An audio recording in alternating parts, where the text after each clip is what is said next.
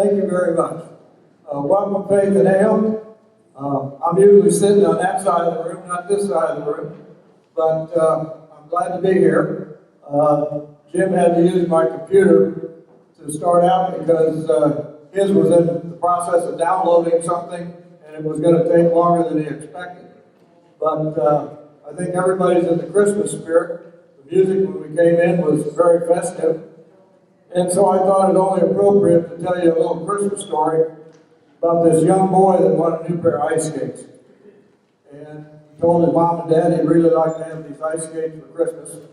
And they said, well, you know, you have to write a letter to Santa Claus, and it would be a good idea when you say your prayers in the evening if you tell Jesus that you'd really like these ice skates.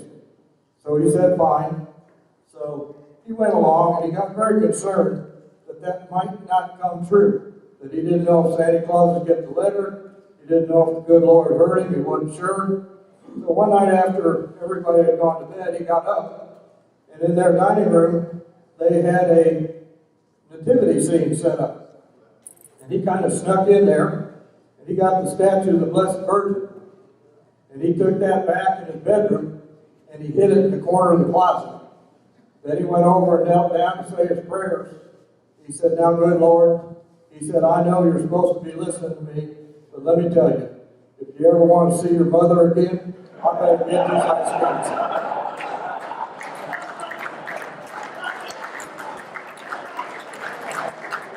Anyway, when I heard that, it just cracked me up.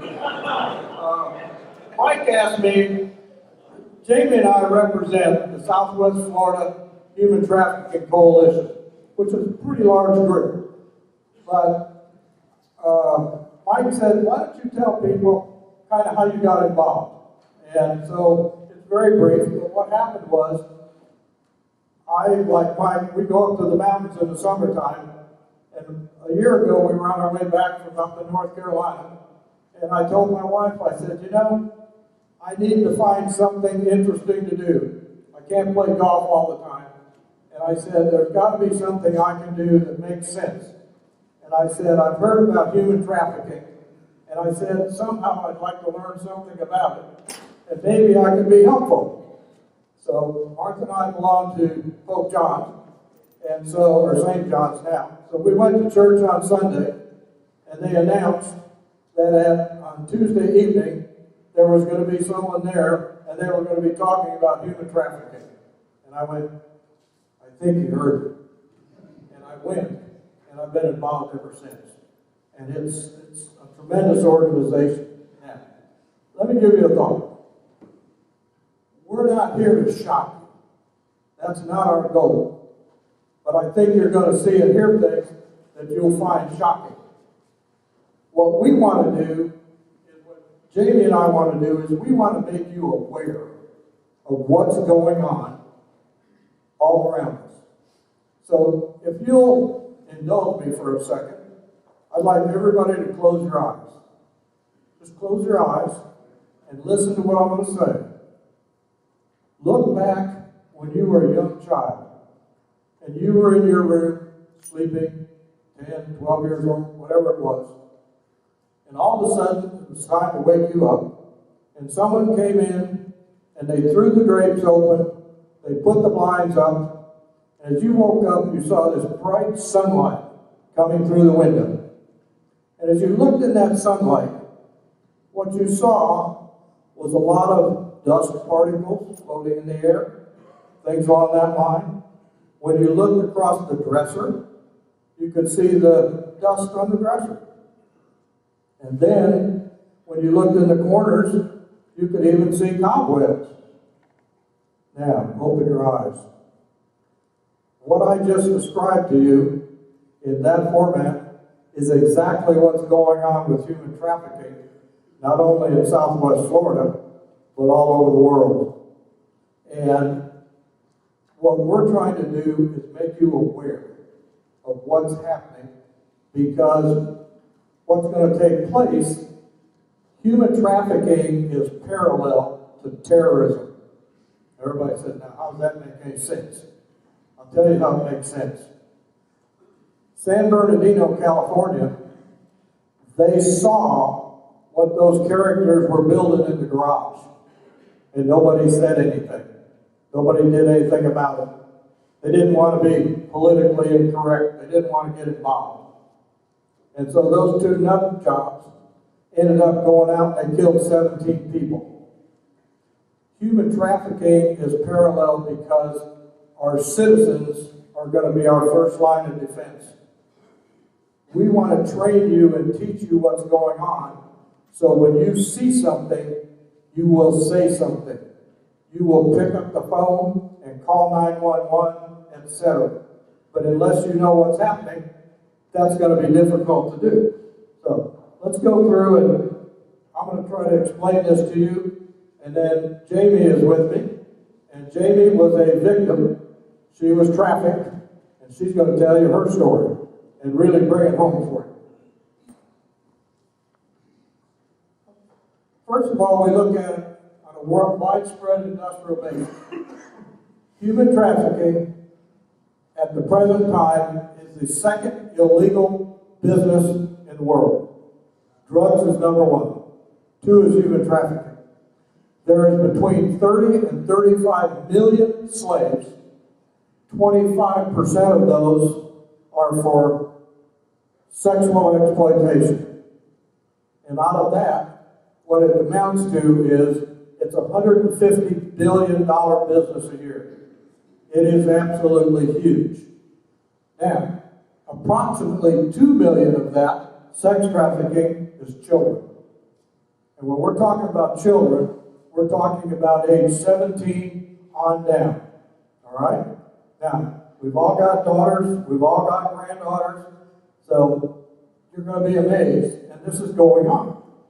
All right, less than 5% of these victims are ever identified, and fewer of them are ever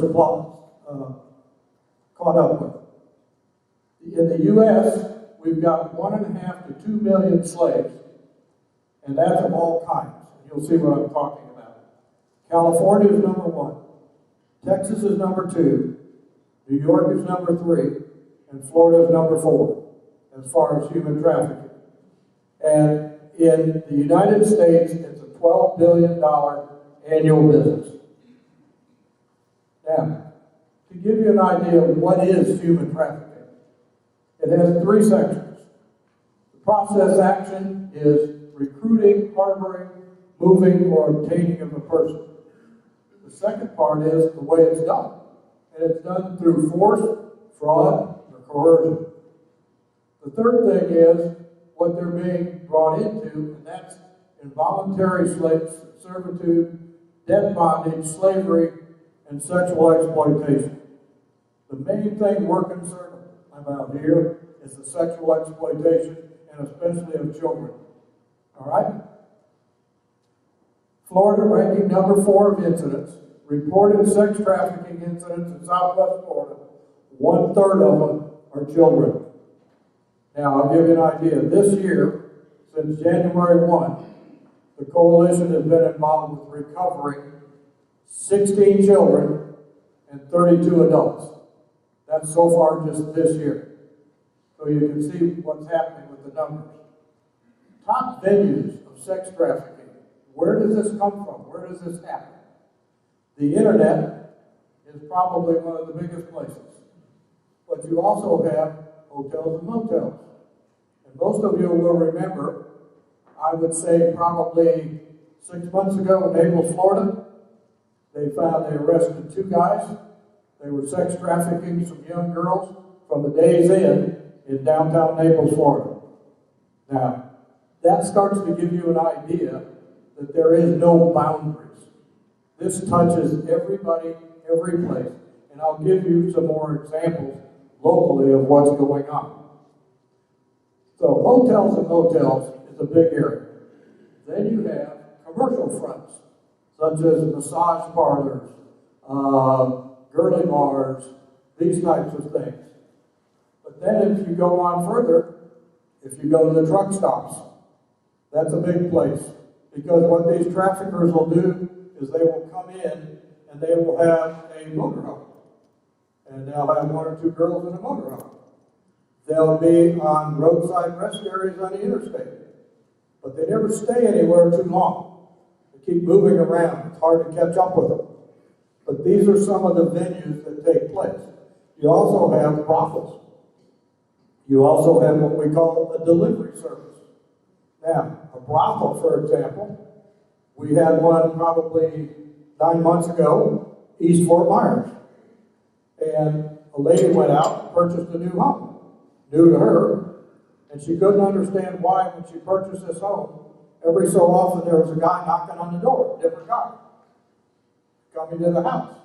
And so finally she thought something was wrong. She notified the police. Well, the people she bought the house from, it had been a brothel. And so, these guys were coming back. They didn't know the house had been sold to somebody else. And they finally followed up on it. And lo and behold, they were able to track this lady and solve the problem. The key statistics, up to 300,000 American children are trafficked every year as sex slaves, and some are sold to foreign buyers and shipped overseas. Now, let's talk about real current. 6 weeks ago, you all watched TV. Remember the little 9-year-old girl that went missing in Naples? Nobody's found her yet. Nobody has a clue where she went. It was a 9-year-old little girl. That's the kind of stuff, because these people ship these people around. And I will give you a thought on the traffickers. If you think the mafia knew how to network, these guys are tremendous. They all know each other. And it doesn't make the ones in Fort Lauderdale know the ones in Sarasota, or Tampa, or Naples, or Immokalee. And what they'll do is they'll move these kids around. And so let's say the guy in Immokalee calls the guy in Punta Gorda and says, hey, I've got 3 girls, and I know you have 3 girls, and I need some new blood for my customers. Why don't I meet you wherever, LaBelle, and we'll trade girls. And that's the kind of connection that these people have, and it goes on back and forth with them all the time. They have a hell of a network, and they really try to keep track of what's going on. Now, 83% of the sex trafficking victims identified in the United States were U.S. citizens, because a lot of times people think that sex trafficking is all people that are brought in from Mexico, Guatemala, Asia, etc. But the ones here were U.S. citizens. This is the most shocking. 11 to 13 is the average age that a child enters into commercial sex trafficking. Now you think about that. That's absolutely incredible. And that's why I said, we're going to shock you, but that's not our point. We're trying to get you to understand what the problem is. The average lifespan of a victim is 7 years. Now, the reason for that is because of what they go through. Violent attacks from the Johns, as we refer to the traffickers as the Johns, prolonged abuse, HIV, malnutrition, and the suicide rate is extremely high with these children, because after a while, it's just too much to take. There's 3 types of trafficking that we really refer to generally. One is domestic servitude, one is labor trafficking, and sex trafficking. They all exist in Southwest Florida. But for example, the labor trafficking takes place where you have a lot of the migrant pickers in LaBelle or out in those areas in Immokalee and stuff like that. But we've now found out that it's also something that's becoming prevalent on shrimp boats. So a lot of times the people that they're putting to work on the shrimp boats are falling in the same category. Sex trafficking, of course, is our biggest. Now, as I told you, it's all about the money. This is why it's so important to them. The average trafficker normally has at least 3 girls. Now, these girls are required to have sex 30 times a day. So when you say 30 times a day, times $35 each, times 7 days a week, 52 weeks a year, That's over $1 million a year tax-free income. You think these characters don't want to fight to protect that? I mean, they really do.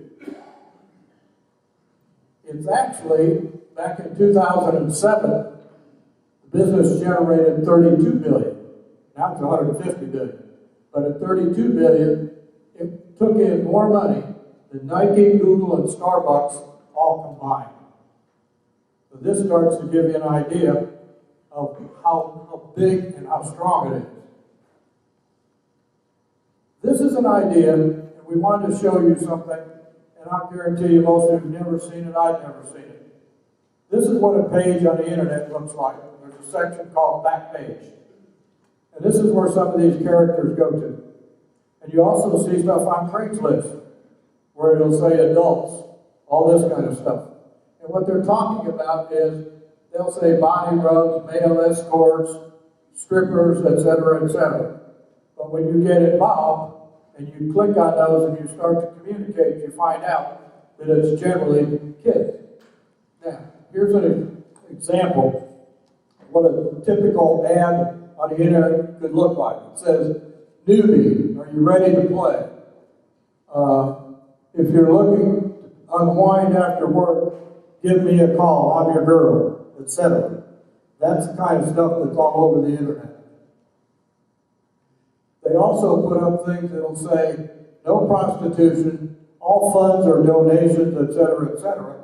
And that's how they try to get around the law. But in town for just a few days, you know, these types of things are going to pop up. Now, how many girls you see in that picture? Right?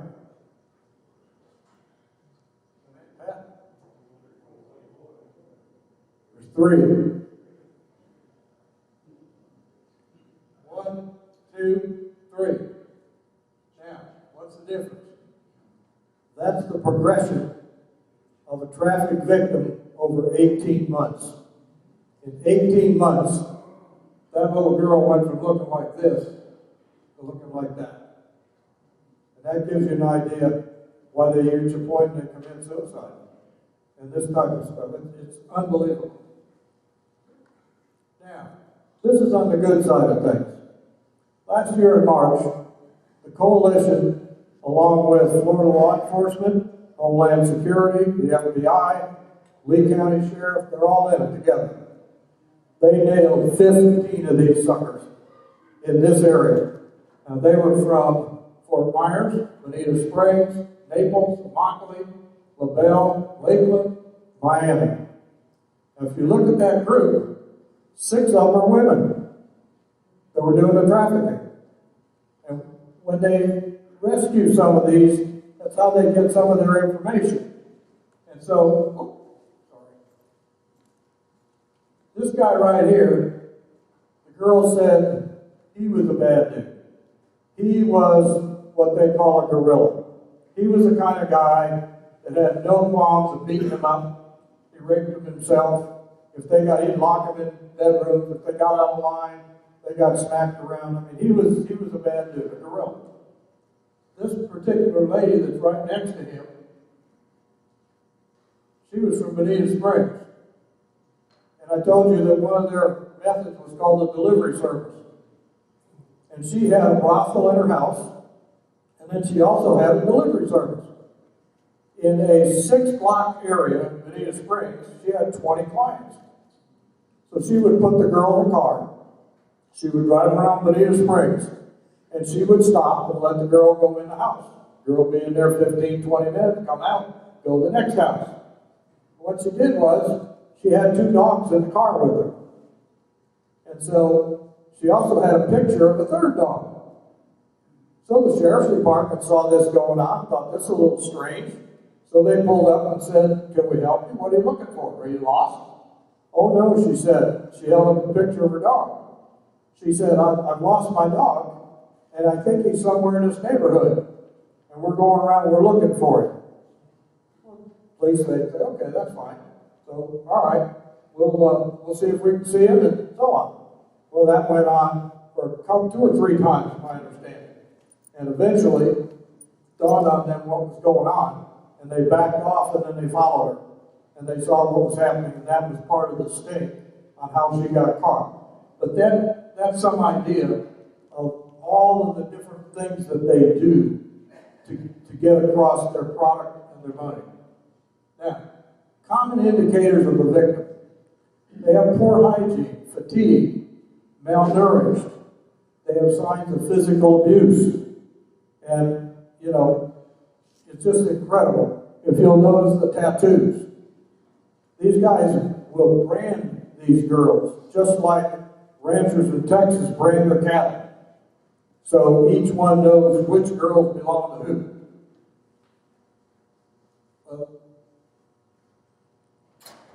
Trafficking victims are often lured by false promises and may not easily trust others. And I'll try to give you some examples. First of all, they're very fearful of their traffickers. So what happens is, you all know what the Stockholm Syndrome is. So they are big in the Stockholm Syndrome. They don't want to say anything. We did training at Lee Memorial Hospital, and we were training the nurses and the emergency room doctors. Because believe it or not, they want to keep these kids healthy.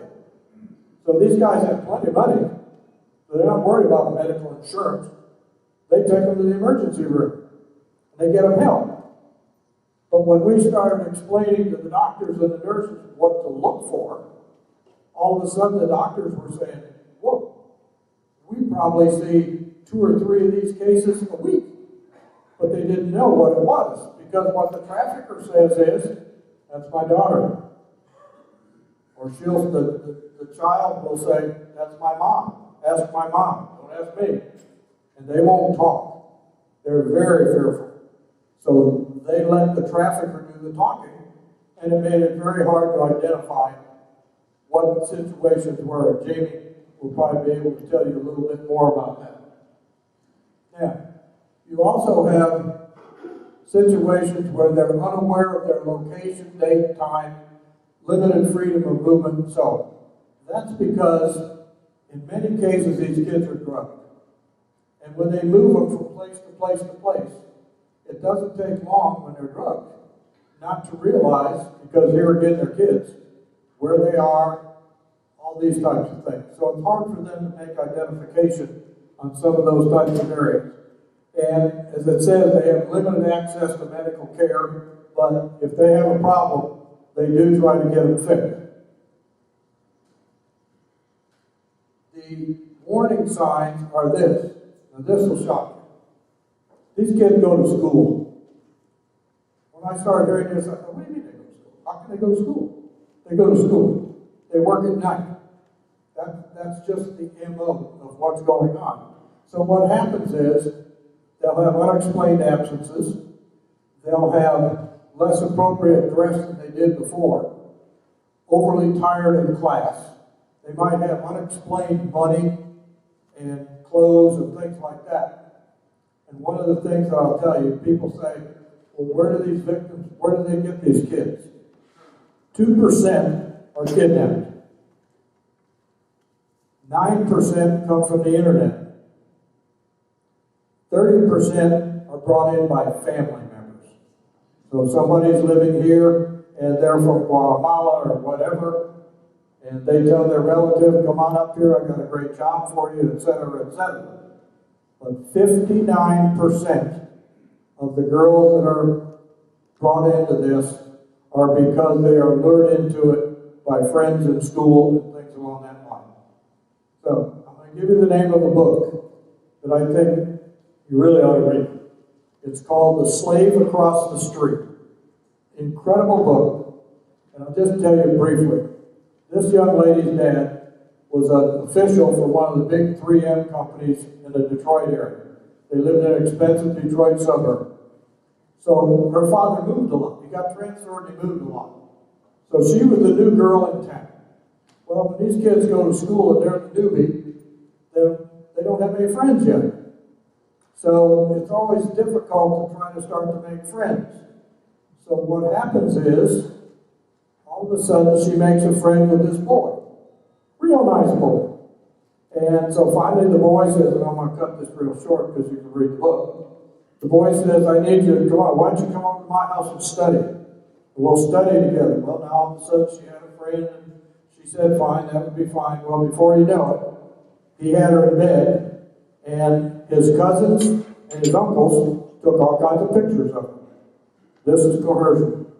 And what they do, they said, if you don't do exactly what we tell you to do, we're going to show these pictures to your dad's boss. Your dad will lose his job. Now, that's the type of thing that's done. And that's just a quick example of coercion and what they do and how they try to get them in.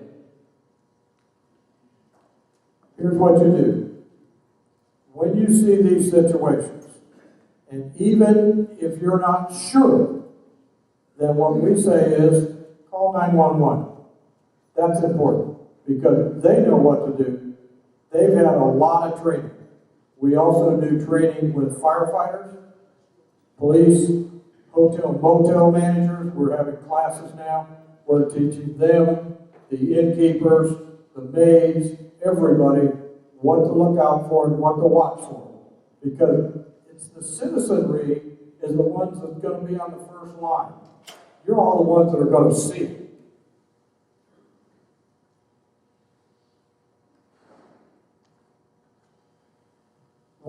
What else is happening? And I think I've mentioned pretty much most of this. As a coalition, what we do is we supply safety, housing, food, and clothing.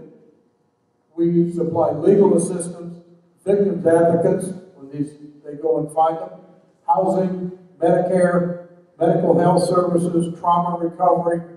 This is all part of the coalition and part of what we're trying to do when we are actually able to recover these folks. Okay? I'm trying to think. One of the things that we do and how we get the funds to do that is every year Scanlon Lexus opens up the doors and we have a large fundraiser once a year, and it's at Scanlon Lexus. And what they do is they throw in a new Lexus for a 2-year lease as part of a drawing, and they just have a big auction. They have probably 15 restaurants that come in and donate their time and services. They turn the whole service area at Lexus into a restaurant, and they have bands and giveaways and auctions. And last year they had a young lady there who got up and spoke who had been trafficked. And then they had an auction. And one of the things they auctioned was a beautiful necklace. And it was probably worth, I'm going to say, $1,000. Well, this man bid $5,000.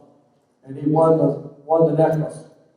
And then when he got it, he walked over to the young lady that had been trafficked, and he hung it around her neck. So that's the kind of thing that it is. Now, what I'd like you to do, I want to introduce Jamie. Jamie Walton is someone who works with victims. She also was trafficked herself at the age of 14. And she's going to come up and tell you a little bit about what it was and so on. And then we'll try to start answering some questions for you. But I hope I've shed some light on what this horrific crime is. And it's going on right here in our backyard. It's at Coconut Point, it's at Bell Tower, it's at Gulf Coast Town Center. Guys, I'm telling you, it's everywhere. And we've got to keep our eyes open or we're never going to stop it. Okay? Jamie?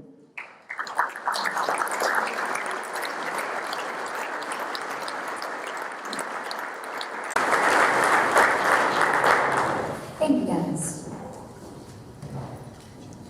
Good evening, everybody. Thank you for having us here tonight. Again, my name is Jamie Walton. I am the president and co-founder of an organization called the Wayne Foundation. I'm also on the board of directors for the coalition. I speak very commonly on behalf of the coalition and do a lot of trainings on behalf of the coalition because I am a survivor of trafficking. I was trafficked at 14. My trafficking started the way that a lot of trafficking starts now, except mine was in the mid-90s. This is before human trafficking was even on the federal books. It would not be added to the federal books until 2001, and it was considered an immigration-only issue. U.S. citizens could not be determined to be a human trafficking victim here in the United States.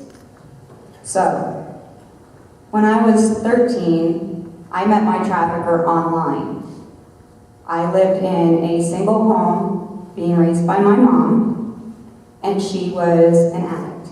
She was a drug addict, and she was an alcoholic.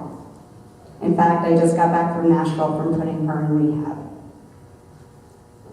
This left me, I was the only child, so this left me with a big gap. I didn't have somebody taking care of me. I took care of myself.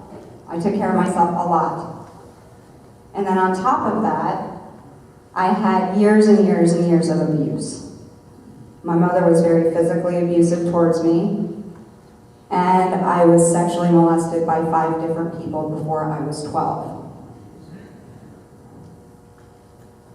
Because of that, that put me in a mentality to not understand what an appropriate relationship between an adult male and a child would be. That's how my trafficker had an in. That's where I had a vulnerability. It is the one commonality all human trafficking victims have, is that they are vulnerable in some way.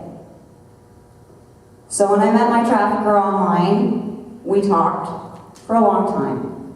He lived in Atlanta. I lived here in Florida. I lived in Venice. I'm a lifelong Floridian. And I fell in love with him. He said he was in love with me. And then he said, well, why don't I come down and see you? And I said, well, okay. My mom was using drugs and wasn't really paying attention. So he came down and saw me. A couple months later, wants to come see me again. This time, he's getting a little bit more brazen. He says, I want to meet your mom. I was 13. I figure, okay, she's not a disciplinarian. We'll see what happens. She let him stay the weekend at my house. She was in her bedroom just doing whatever her thing was. So after that, his next question was, well, why don't you come to Atlanta to see me? And as Dennis pointed out, many trafficking victims are still enrolled in school. Over the course of the next year, right after I turned 14, I began my freshman year at Venice High School. And that is also when I started flying to Atlanta twice a month. The first time I went up there, it was fine. We acted like boyfriend and girlfriend. He even introduced me to members of his family. He lied about how old I was, said I was 19. He got me a fake ID that had his last name on it and said I was 19. I started flying on it. I still have plane ticket stubs that have his name on it. And I flew on a fake ID that I got at a check cashing place. So for those of you who get upset with TSA for all the things that you have to go through, let me tell you, pre-9/11, it was very easy to fly in an airplane on a fake ID. I did it many, many, many times as a child, and nobody ever stopped me. Nobody ever questioned this crappy ID. So, I'm not going to go into details of what happened with Johns and things like that. That's horrifying. Nobody wants to hear those kinds of things. I'm sure all of you can imagine what that's like. But I will tell you what his methodology was. He did not tell me it was prostitution. He told me that he wanted to play a game with me. He told me that it would make him sexually aroused if I had sex with other people. And because I was a child, I believed him, because I wanted more than anything for somebody to love me. And he said, oh, well, if you do this for me, I'll love you even more. So he started placing ads online. Nowadays, we have Backpage. The websites he placed me on still exist. They're not talked about as much as Backpage, but they are still used for trafficking. Adult Friend Finder, Alt.com, all websites that are used, supposed to be for adults, to engage in meeting with each other for the purposes of sex. He would take me to the highest end hotels in Atlanta, and I would go have sex with these people. And I thought that was okay. He never hit me. He never said a mean thing to me. In fact, he was really nice to me. Way nicer than my mom. He bought clothes for me. He took me out to fancy restaurants. He bought drugs and gave me drugs. He bought alcohol and gave me alcohol. He would give me money for when I went home because he knew my mom did not provide for me. So, to me, at first, this seemed like, oh, okay. What's worse?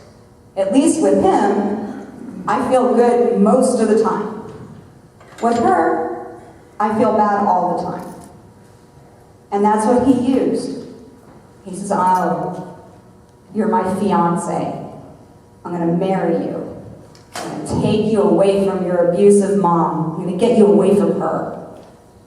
She was the enemy. He talked about her like she was the enemy. And he was gonna get me away. He says, oh, I looked up the laws in Georgia about getting married. As soon as you turn 15, I could marry you.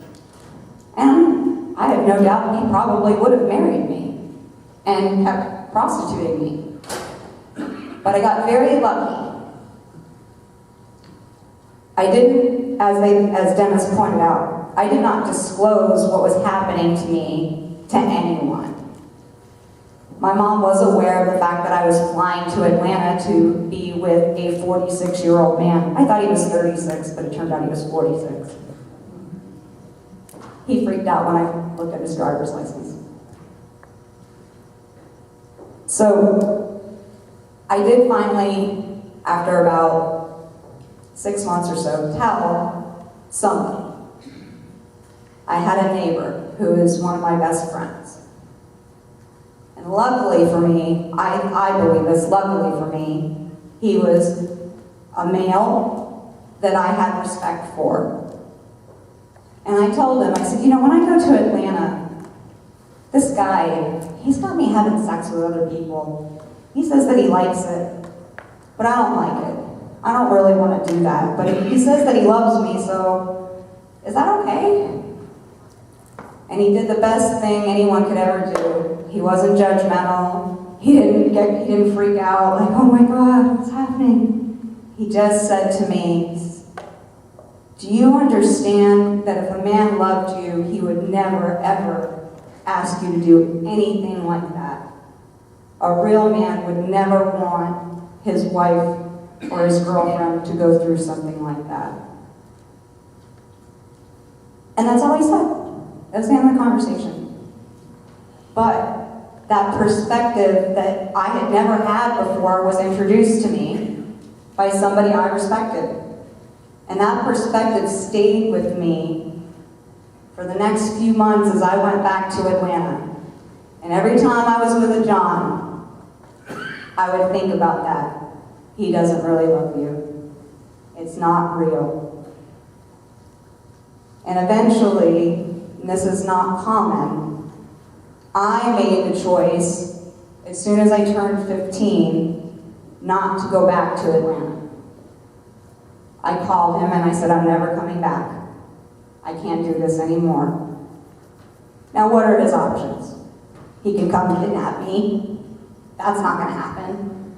He's not stupid. In fact, he was a very wealthy businessman. He wasn't doing this for money. I know that that's what we've been talking about here, and that is what drives human trafficking. In my case, that is not what was driving it. He was making money, but he already had money. But what he did do is he tried to manipulate me into coming back. He used coercion and emotional manipulation. He said, "Oh, but I love you." He started crying. He said, "I'm going to kill myself if you don't come back. It'll be your fault. If I die, it'll be your fault." And at that point, I just, go ahead, bye, click. He kept emailing me, calling me, IMing me for months, trying to get me to come back. Please come back, please come back, please come back. And every time I said no, because I realized this person does not love me. He's only hurting me. Nowadays, this is what's referred to as a Romeo pimp. We see this a lot with children. And that's why it's so hard to convince these young women that they're being victimized at all. Because they're in love with the person that's victimizing them. They're being hurt by the person they're in love with. How do you convince them? Well, you can't be with this person. It's not a healthy relationship. You can't force that onto someone. They have to come to that conclusion on their own. Just like an addict has to come to the conclusion on their own that they have a problem. Human trafficking victim is no different. But that's what our job is to do, is try to help them, give them new perspective. That you are worth more than this. You have value. There are people who can love and care for you that will not ask you to do these kinds of things. Nowadays, 18 years later, I now work with children who are going through the same thing that I went through. And that's one of the reasons why Charlotte County Sheriff's Department, Department of Children and Family Services, the Coalition, all bring me in on cases, because I can connect with these children on a level that nobody else can, because I've literally walked in their shoes. I know exactly what it's like to be them. I know exactly what the feelings are that they're feeling and what they're eventually going to go through. The reality is, I know I'm going to be in therapy for the rest of my life. I'm not okay with that. That's not my fault. And we all have to take responsibilities for ourselves at some point. So I think that it's important that we encourage everyone to be healthy. And that's what we do with the victims that we find now, is we encourage them to make healthy choices.